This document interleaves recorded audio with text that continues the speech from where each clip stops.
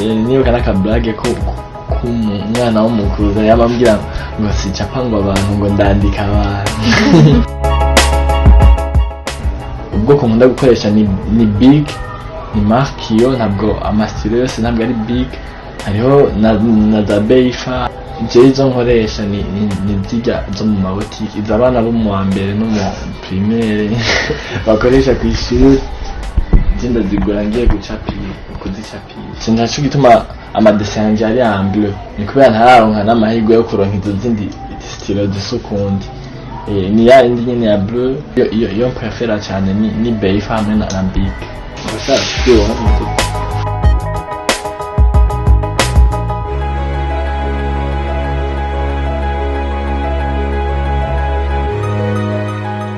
ahanini urabona, kugira ngo uronke ikintu gishobora gutangaza abantu, ni mpaka ukora ikintu batamenyereye canke naho baba bakimenyereye batakimenyereye cyane.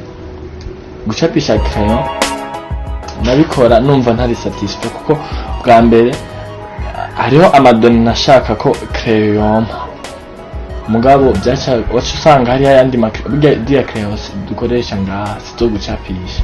Lo stilo nta toni imwe wowe ushaka kuronka ngo ureke kuyironka, ni kubera ngo se stilo imwe. Iyo tuvuze to ni ukuvuga kiya gitutu kiri nko ku muntu, nawe ntibona kuri kamera, kumbura umuntu ariko aranda barabona ahantu hari umwijima gusumba ahandi n'ahari umuco.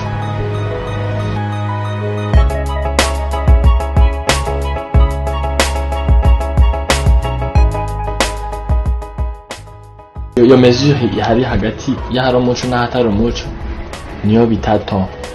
Rero aha hatari umuco ni ukuvuga ni ton iri fonce. Hari n'igihe usanga hariho ton yirabura cyane, ku buryo irya crayon tubona zigeza dusanzwe dukoresha kenshi abadisiko bacapisha amakaramu kenshi, ntishobora gushikira iyi ton mubona yoba yirabura gusumba. Iyi yera ashobora kuyibona, mugabo iyi yirabura gusumba ntashobora kuyibona. Mugabo je mfise ikaramu yanje, ton yose nshaka ndashobora kuyibona. Au niveau professionnel, namba misi yindi ni ifatanye cyane naho igihugu kigeze mu iterambere. Murabona amaproduit twebwe dutanga nk'abanyempano, cyo kimwe n'abadanseur, abaririmbyi, amaproduit dutanga ni ntabwo ari yayandi ubuze ucupa, no kuvuga si besoin primaire. Mugabo umuntu ntashobora kubura amahoro cyangwa kugira ikimene kubera ngo atacapa.